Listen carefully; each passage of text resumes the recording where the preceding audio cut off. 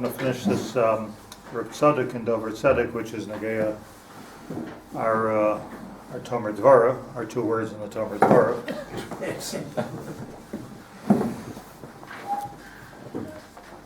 And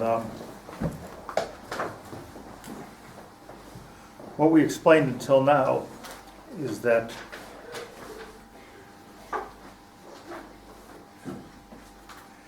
the Iker, we understand we started off a couple of weeks ago with the Shekhinah is Lamala Me'asara and doesn't go Lamata Me'asara, the Gemara in Sukkah.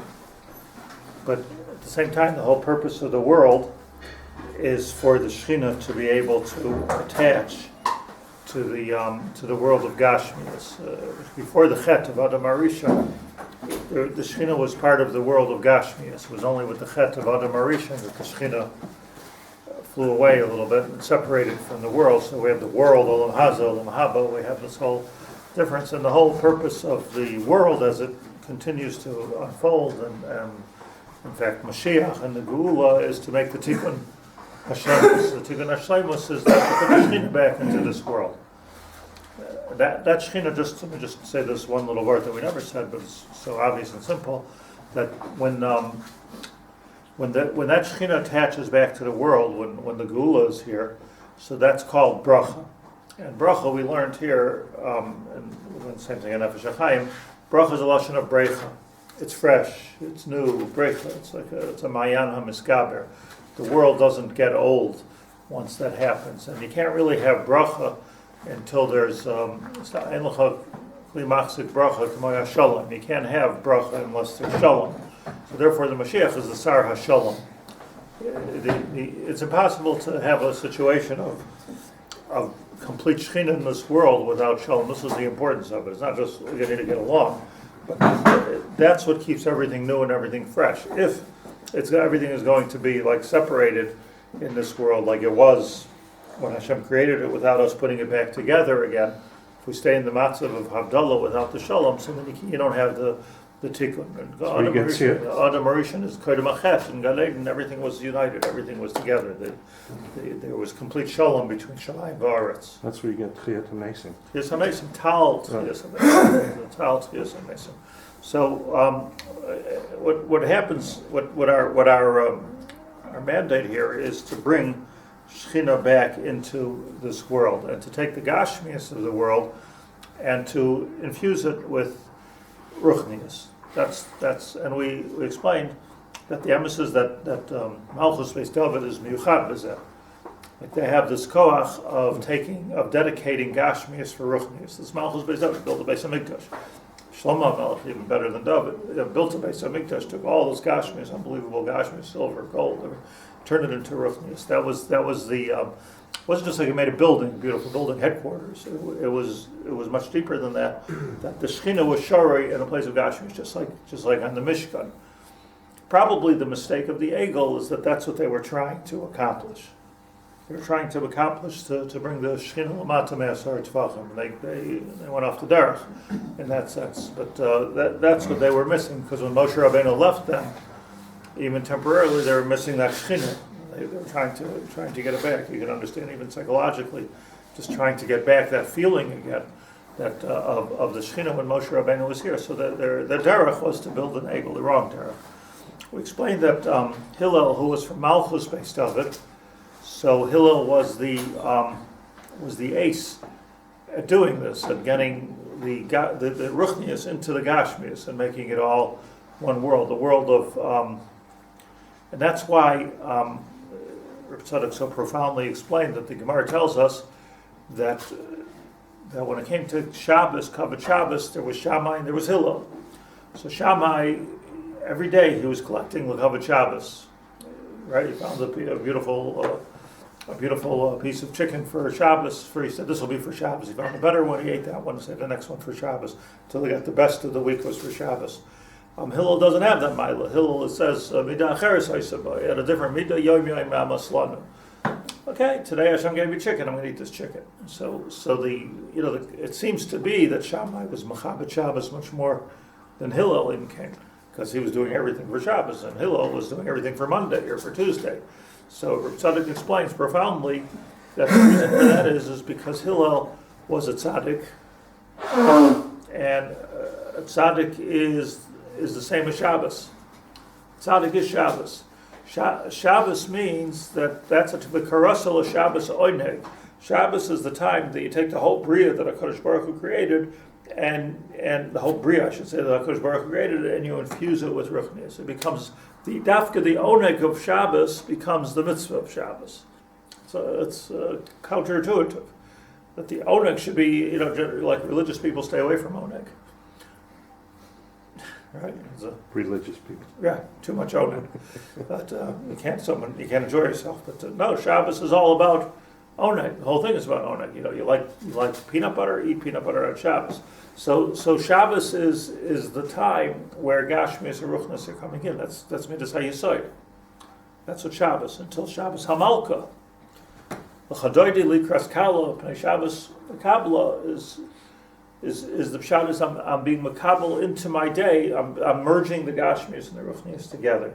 So that's what a tzaddik does all the time. A tzaddik doesn't have to wait till Shabbos. A tzaddik is all the time. That's what a tzaddik is doing. Why? Because tzaddik Yesod Olam. Tzaddik is Midas HaYesod. Tzaddik is the conduit between the higher spheres and Malchus. So what a tzaddik is doing, what Hillel was doing, was altogether infusing. This is what he was doing. He was infusing the Gashmias with Ruchnias. Shammai, he's the one who was Midah Acheres. He had the Midah Acheres. Shabbos is Shabbos. Shabbos, we have to do that the whole week. We don't do it. Shammai was feeling that the more we stay away from Gashmias, the better. For wherever he was coming from, he says he's not explaining this here, but you see, Shabbos is all about. Shammai is all about Gedarim and Hagbolos, and this is Siyagim. It's all about keeping yourself safe distance away from Gashmias. Whereas Hillel had a different idea. We learned the Medrash Rabbah. The Medrash Rabbah says that Hillel after every shir would leave the base Medrash and eat breakfast and to go to the Merchatz. He was involved in his Gashmias. So it's more than saying, it's deeper than saying what everybody says, well, it was L'Shem Shemayim, so he can learn better. No, it was a different thing. There was not Pashat, no chiluk to him between his Gashmias and his Ruchnias. Is that why we say that L'Asulav do like Shammai? Because the Yisrael Machus would have been done already? It's done. It's done. So a chashiv, a person, tries to talk divrei Torah, and a tzaddik doesn't have to talk divrei Torah because it's all divrei Torah. It's all the same thing. He lives it. Sichas chulin shel talmidei chachamim. Everything is Torah. Everything. It doesn't make any difference. Like, why aren't you talking Torah now? The Chavetz Chaim, who wrote Sfarim on Little Torah, was notorious for schmoozing and talking. You wouldn't think the Chavetz Chaim is a schmoozer. They used to sit around him for hours. But I never saw the Chavetz Chaim, obviously. But Dafka by Rebbe never schmoozed. There was no such mitzvahs. But I remember I stayed in it was an interesting thing. I stayed in the YU dormitory for 3 nights. Needed a place to stay. And there was a room there that Rav Soloveitchik stayed in. He lived in Boston, and he used to come for the week, and he used to stay at his own room. And I remember that maybe 10, 11 o'clock, so Rav Soloveitchik used to come out with a bathrobe, all relaxed, and he used to schmooze. Like everybody used to come around him, but he used to schmooze. Like again, you don't think of him like the Gaon as the L'Utfa Shemayim as the schmoozer. He used to schmooze, but the stories and the things that he used to tell, it was all. It was Kulei Torah. It was just, but not one word of Torah was in there. I'd have to remember those. I heard some of his shirim, and I heard this I remember the bathrobe Torah. Just observations. There's an idiot of coming to a point where it's Kulei Torah. And that's what Hillel was holding a whole week long. It wasn't just about Shabbos, where I'm eating gefilte fish and I'm saying it to our Torah. It's too separate. It's too to compartmentalize. Yeah. So it's all one thing. Torah, Zmiros, gefilte fish. It all works together. Is that what Chassidus is all about, really? Oh. You don't want to get into that. You're like asking me that. But, it's Yiddishkeit, right? Yeah. It's really unadulterated Yiddishkeit, in my opinion. There was Yiddishkeit before it got contaminated by the Ovdei Avodah Zarah. Whereas the Greeks were pleasure without spirit, and the so much of the reaction to that in the times of the Romans and the Christians was spirit without and shunning the pleasure. It was a lot of that was a reaction to the Greeks. You have 10 wives, I'm not going to have any wives. It's what it was. And Yiddishkeit straight through was one thing, that there's no steer at all between Gashmis and Ruchnis. It all works very well together. Hashem by this, Hashem by that, and that's what it's supposed to be. And that was what Hillel was saying. It gets even deeper, and then we'll get to what we're going to learn now today. The deeper part of it is, he explains that Ein Chadash Tachas Hashemesh. So Ein Chadash Tachas Hashemesh means Hashem made a Bria. The Bria is Tachas Hashemesh. And it's all was there in the Bria. Nothing is new. So, the usual way of understanding that is, new. So what else is new? Like Ein Chadash Tachas Hashemesh. Everything is an alter Vaisa. It's an old story, right? But it's much more than that. It's that Kozman, that there's a Bria which is Tachas Hashemesh.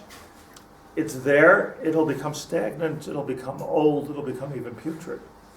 The teva of everything that's Gashmius in this world is that it gets old and it rots. Everything from apples to people. That's just the teva of the world. Why? Because Ein Chadash Tachas Hashemesh. The reason why things get old, and like I was saying last week, Shalom Bayis can get old. Food can get old. How much too much of a good thing. You eat something. If you eat something the same geschmack. Chocolate pecan pie every single day. It loses its luster. I think probably even like coffee, you have to change flavors every once in a while. But that's kimat ruchnius. That's a different vice over here. But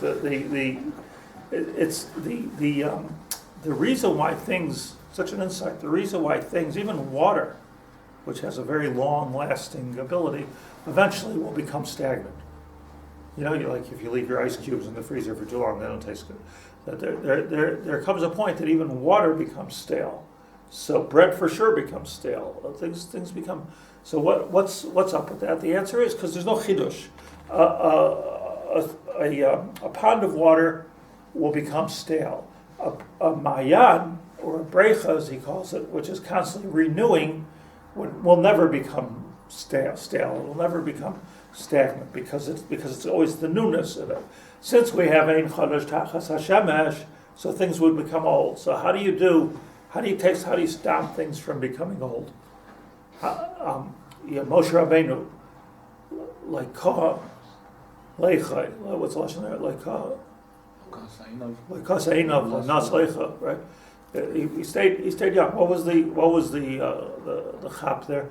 Chap is he was Kulei Ruchnius because Ein Chadash Tachas Hashemesh, but Lamala Min Hashemesh, which is the world of the neshama, is new, and it's constantly new. And if I can bring that into my life here, so then it's constantly new, it's constantly fresh. So now my water goes from being a pond sitting in a dishpan to a brecha, which is constantly fresh and constantly new.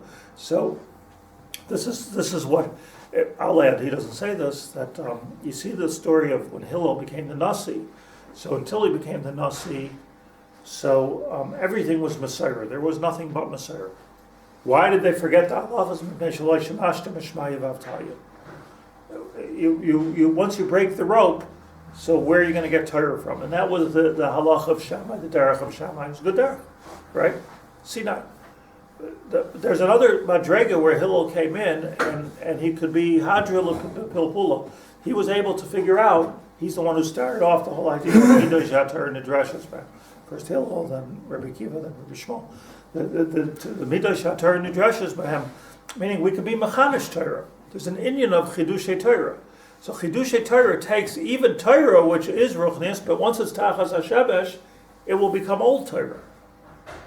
You see the Torah that's popular today, I'm allowed to say this, is different than the Torah that was popular 100 years ago. and you look at the age of Pilpul or the age of the Gohinim. I mean, we refer to them and we look at them, but it's very hard. Like there's New Age Torah. This is good. This is good because as long as it's true Torah, that the Chidushim is what keeps Torah young, it keeps Torah beautiful.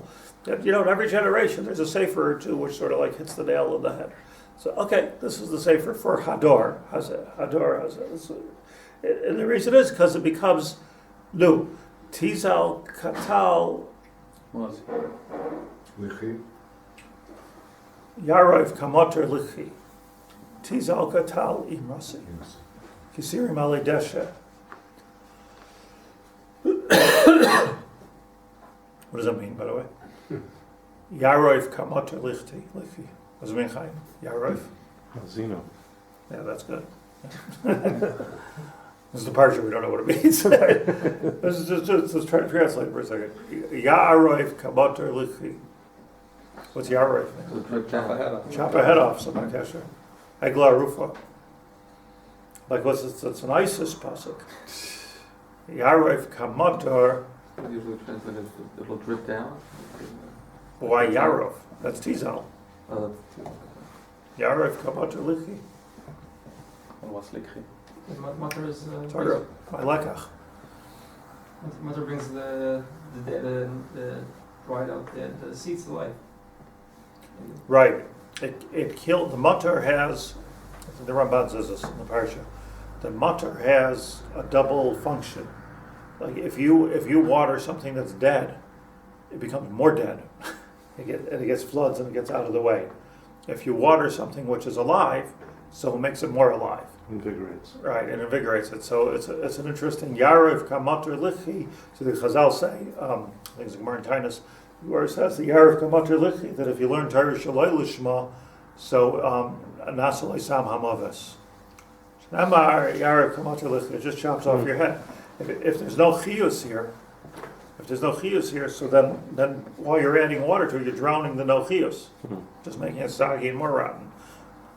If it's alive, Torah Lishma, so then it's growing. Kisirim Ali Desha, what are Sirim? I just read this not so long ago. Sirim are storms. You're thinking goats, right? So, like a goat's hair, like Seir is covering the whole thing, so a storm that covered. Kisirim Ali Desha. Rashi's beautiful there. Rashi says that the whole world, HaKadosh Baruch Hu gift wrapped for us in green. Okay, look at the earth. The whole dry land is green, maybe the wet land too underneath, but for us, and it's covered like a blanket of green. And Kisirim Ali Desha, the Seirim comes and makes the green greener.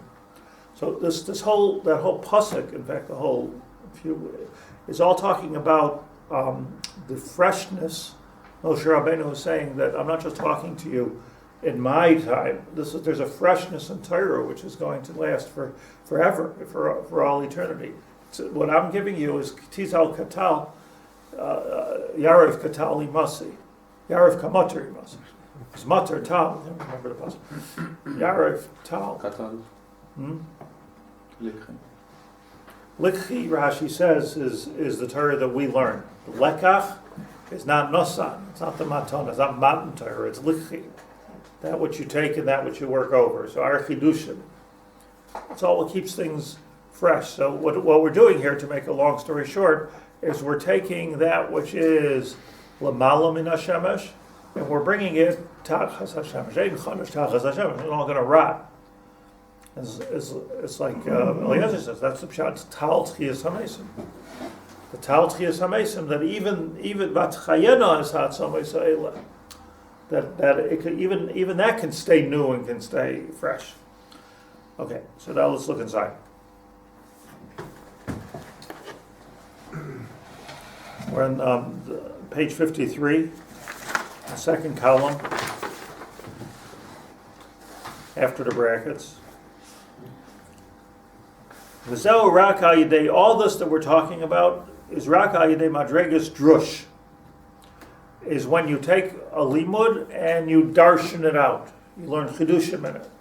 You understand it deeper, you extrapolate, you expand it, you give it life.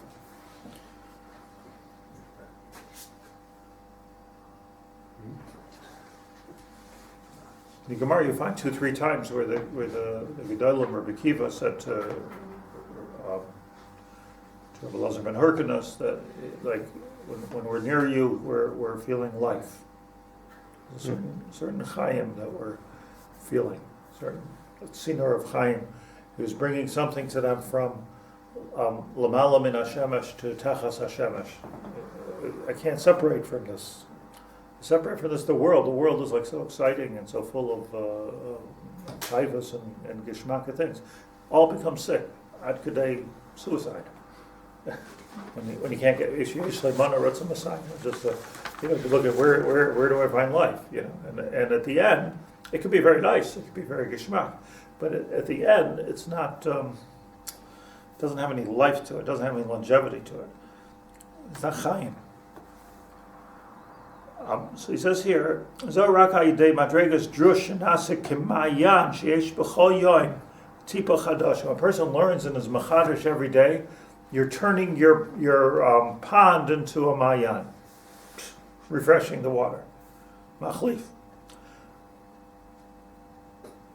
It's actually like even, I mean, I just thinking about it, I'm fascinated with the concept. Like even air, you can't keep on breathing the same air. Look, the problem with like airplanes is that they're machlif the air every 40 seconds, I think.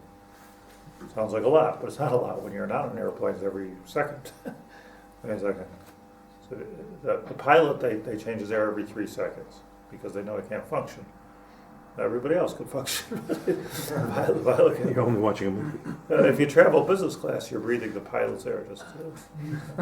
You are. It's in other words, the way the planes are designed, just simply better air. But it's I'm also a travel agent. But it's everything. Nothing can become. Nothing in this world. It's like air. It's not even fluid. It's air. It has to be new. It has to be fresh air. You need fresh air. You're refreshing by drush and Torah. You're refreshing. You're renewing your machlif avir. I don't know what does that Rosh Hashanah stand for? Zayin Shin Shin.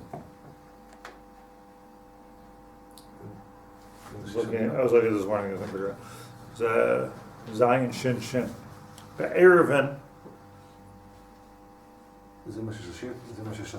Where do you say mem? וזה שנכתב שם? וזה שנכתב שם? You're supposed to make Rosh Hashanah out of words that everybody knows. Right. Get to Rosh Hashanah. Something like that. Be'erevin shekolzman shehoiga, as long as you're learning Torah, moitzi tam. L'kach ziknei am haaretz daita mitapeshes. The secret to senility. We're not talking about now a medical case of dementia, a different story, but like people become foolish in their old age because there's nothing. You're not being machadish your brain cells.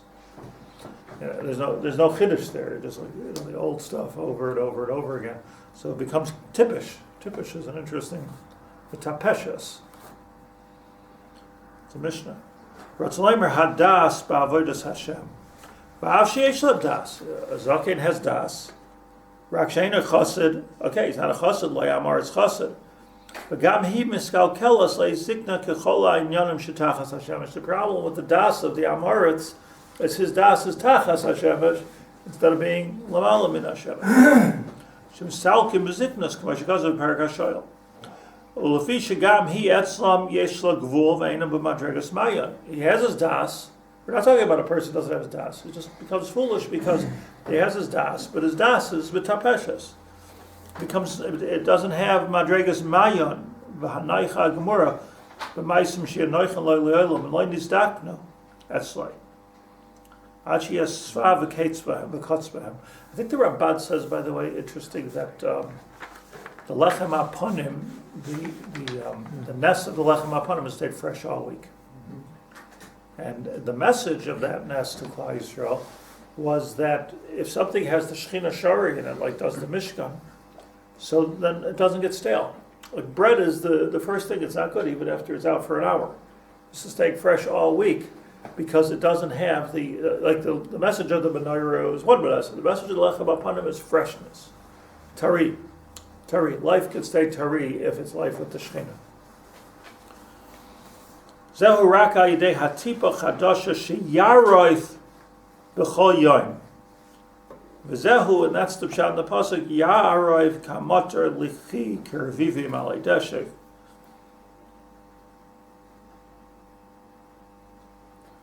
U'kumaysha shamati, as Rav Tzadok, I once heard, I mentioned before that whenever he says shamati, he means shamati from the Izbitcher.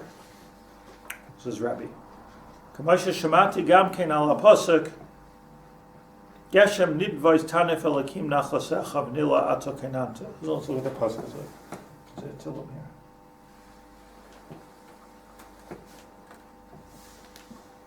here. Anyone see a simple Tillim?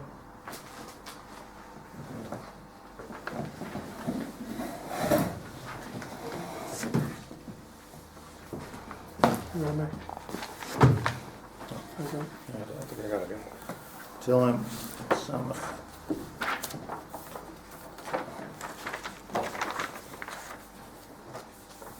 Hard Sugam and Tillim. Tillim Samaches. Amnatzeach David Mizmar Shir. Yakum Elakim Yafutzu Heva V'Yanusu Misana Mipanav. Just in general, what he speaks about here is, Shir Ulay Shir Chadash. But what he speaks about over here is David HaMelech speaks about the fact that how as many people have tried to destroy Klal Yisrael, both Begashmis and Baruchnius, never seems to work. Never seems to be successful basov. We always seem to be able to come out. Why? Because Tzadok is going to explain that the pshat is that if you have something which is there, it's a metzius, it's stagnant, so you destroy it. But if you have something which is constantly growing chadash, like a mayan, so what are you going to destroy? Let's say you have, you drain out a wellspring. So you drain all, there's no water there. Okay, we got it. You come back a year later, it's full again. Frustrating. And that's the frustration of the goyim of trying to destroy Klal Yisrael, because it's, as long as it's a mayan and it's not just a pool of water, those pools of water dry up. So he explains this concept, and he says here,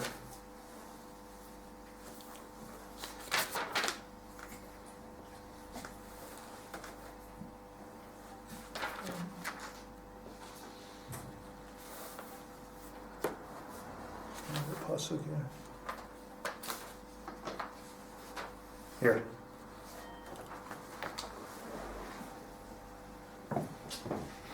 Eretz Rasha, the earth trembles. Av Shamayim Notfu, and the Shamayim drips. Mipnei Elokim Zes Sinai. Mipnei Elokim Elokei Yisrael. The earth trembles, meaning the earth is alive. It's not just stagnant. It's not just there. The earth moves, and the heaven gives forth. Not af shamayim notfu.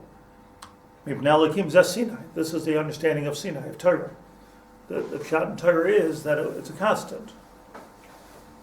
Yared kamat alichi mipnei Elokim elehei Yisrael. Then this is the pasuk he's referring to. Geshem nedavos tanif Elohim. Nachlos chavanila ato kananta.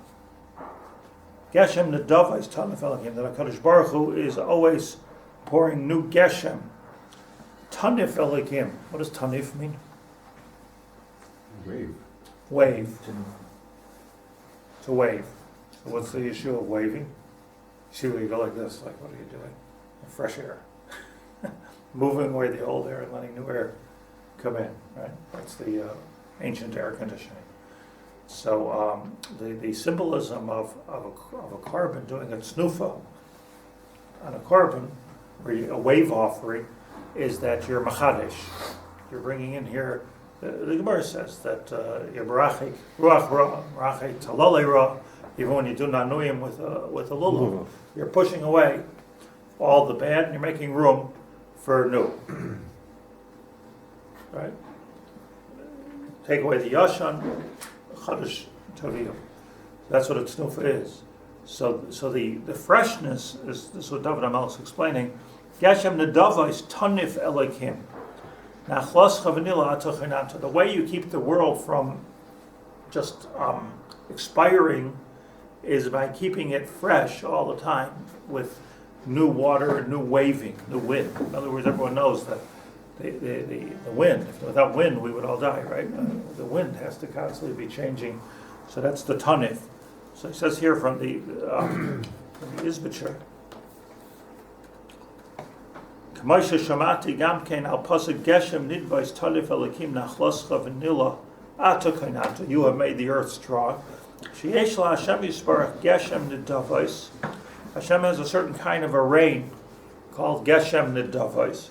Shemativ tipais chadashais. Behem dugmas tznufa moilech umevi mali umayrid. Latsa ruach rois utlalim roim. It's almost like nanuyim, because the rain the rain goes in a rain cycle, but HaKadosh Baruch Hu adds new rain into the cycle. It's not all the old rain. There's geshem v'davos. That's what David HaMelech is saying. There's new rain added into it, so there's always something fresh. It's not just the same stuff going up. Eventually, even acid rain will heal itself, and the reason it heals itself is there's always a new mixture of geshem v'davos that Hashem puts, and that's how the world stays. Otherwise, we just rot ourselves because we're just evaporating bad and it's coming down bad, evaporating. Like we're just making it worse and worse. So why do the forests still grow? It's a pellet to the scientists, right? It's going to stop sooner or later. It's got to stop. Global warming, and it won't stop. The reason it won't stop is because it might be different. Different is good. Different is chadash. So ein chadash tachas hashemesh. Something becomes extinct. It becomes extinct. Who cares? Like, why is this a problem? The ecosystem changes. But what the world will continue to exist because of the geshem nedavos, this chiddush. So the Izbicher said, and that's what you think about when you do your nanuyim with the lulav or with the korban. Dugmas tznufa, moilich, umevi, mala, umayrid, latsa ruchais rois, get rid of the ruach ra, utzlalim roim hanashavim belev ha'adam, that are inside your heart. You have to renew that also. Right? Can you imagine just what's in your heart just stays in your heart? You need to be pumping all the time. And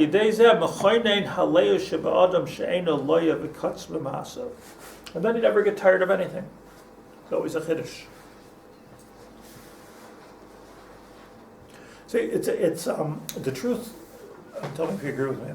Like a person who suffers like a midlife crisis, to a large extent, it needs an infusion of ruchnius, not just therapy. But it's a midlife crisis. Like you work for 40, 50 years to accomplish that. I got to have a house. I have to get my car. I got to do this, my that, my wife. You get everything in order. Your business is in order. Everything's in order. And okay, now what? So now what? Now you use it, but it's life becomes very. I've spoken to enough people. This is a very real phenomenon. People say, "Okay, I'll take this bracha," but it's not such a bracha.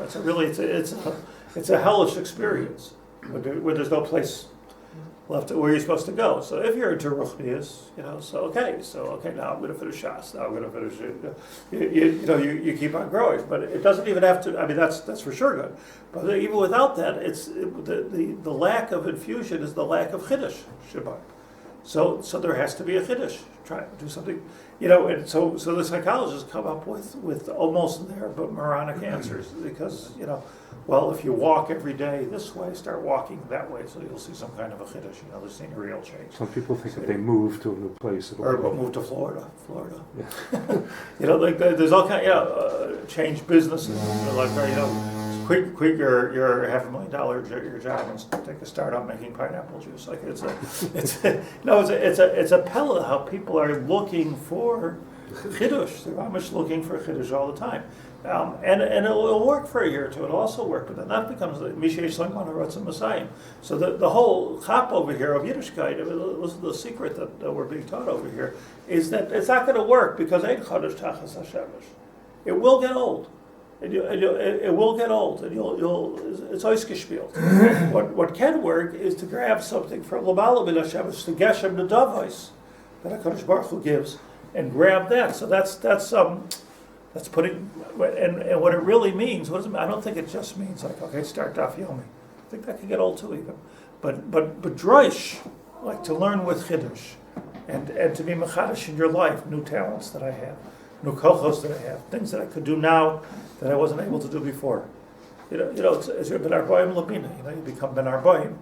All of a sudden, like there's she'ifas of chachma that come. You could give people advice. People give people advice when they're 30 are making, usually giving bad advice.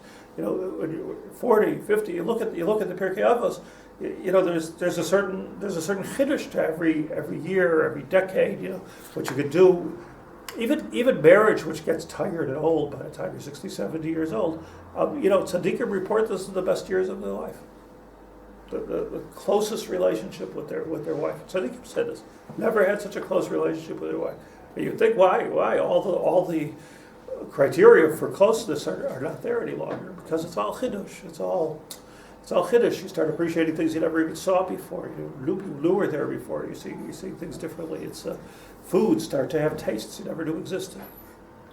But if you're willing to extend yourself to try new, then you can bring the Shekhinah into this world. So I can't think of anything more important than this as a tool for life. So to finish the paragraph, Hu Madregas Yom HaShabbos.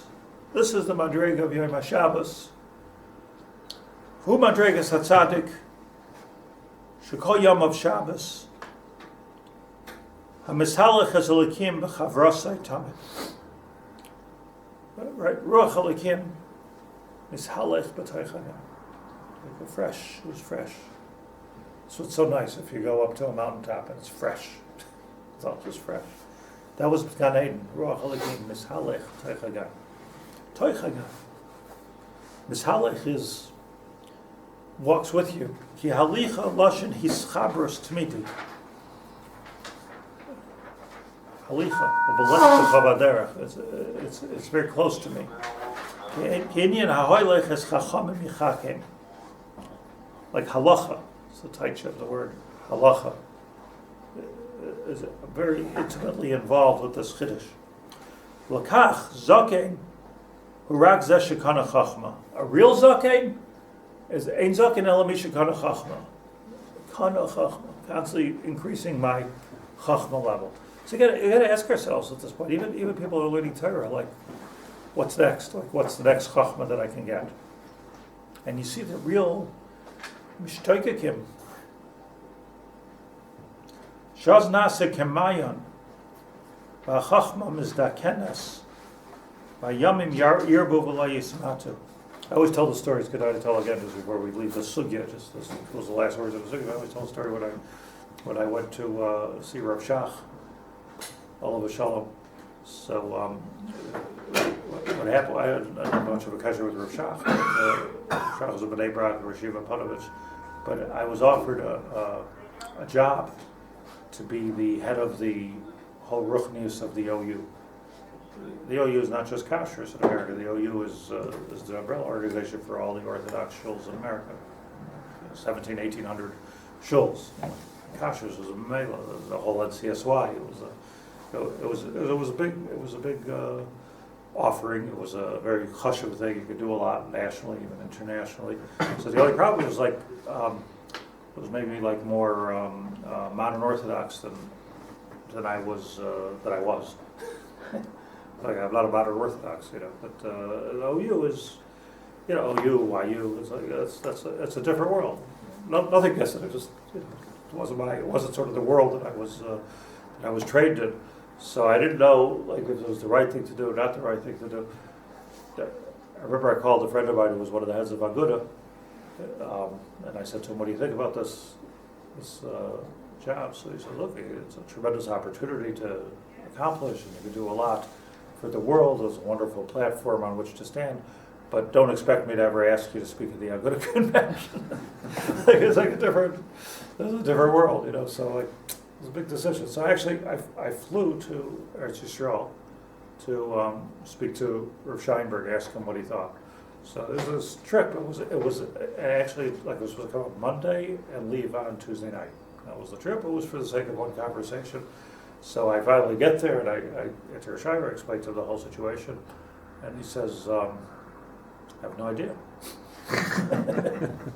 So I said, "What do you mean?" I came all the way here just. So he said, "I don't know." I said, "I don't know anything about modern Orthodox and this is all politics. Like it's not something he doesn't really know. They keep halacha. They keep like it was." So I said, "Well, what am I supposed to do? Like if you don't know who knows, like what's this?" So he said, "Go speak to Rav Shach. He understands politics." That's what he told me. So no, so he's more up on what's going on in the world. So I said, okay, how do I do that? So he actually picked up the phone, he called the Gabbai of Rav Shach. Rav Shach was then probably 97, 98. Rav Shiva was a young 88. So I'm dealing here with the Canaan, So I remember I went to Rav Shach, was there, and the Gabbai was expecting. I got a lot of, I got a good, because Rav Scheinberg called. Yeah, it was good. So I went in there. Rav Shach is there, and for the tax I took what do they call it, a sherut, So I had a sefer in my hand. So I walk in, Shalom Aleichem, Rosh Shiva. So he said to me, first thing he says, "What's that?" First he looked at me like very, whoa, and likes to try to size up the situation here. So he says, "What's in your hand? What sefer is that?" He said to me. It was very nice, but very warm. Very.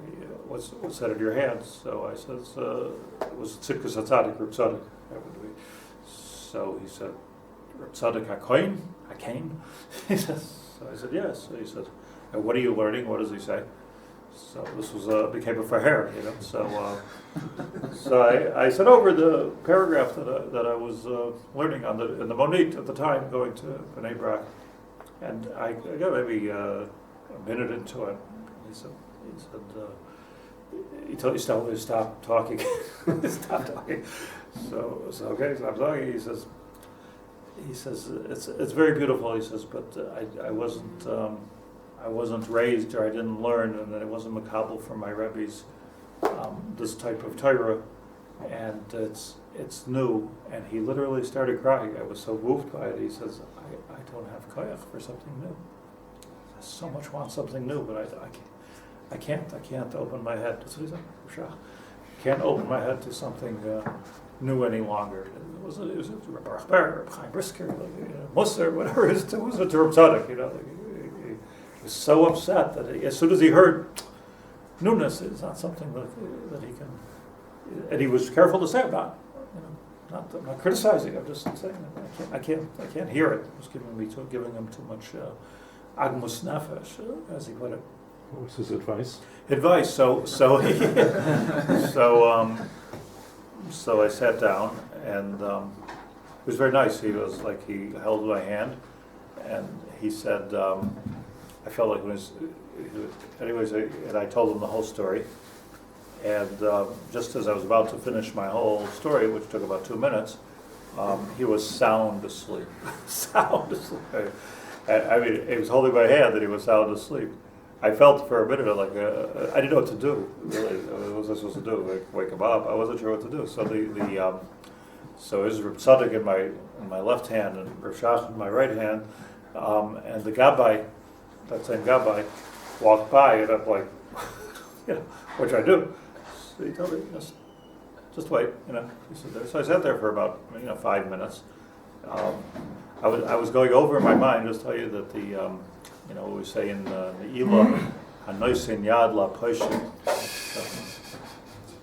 That's what was in my head. Hanoisin Yad La.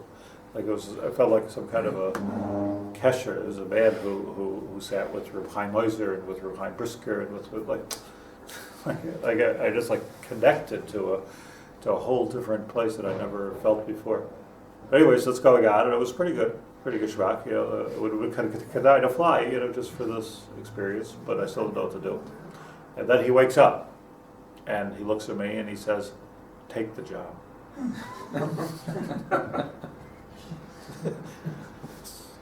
It's like that. He says, "You're mustastan, you know, you have to do it." He says, "You'll be carve a lot of people, and you'll make a big difference in the whole." So take the job. So my story, but the story I mean to say is the story of Chiddush. It's the story of Chiddush that his biggest grief in the world is that how do I water this plant some more? How can I come saying 100 years old? It was aggravating to him. Agav, I just say, I'm sure if he would have read the paragraph of Rav Tzadok, he would have gotten a lot better than I did. It's not like I had anything over Rav Shach, but if he drink us, he wasn't holding it in the same moment. It was on. Paragraph.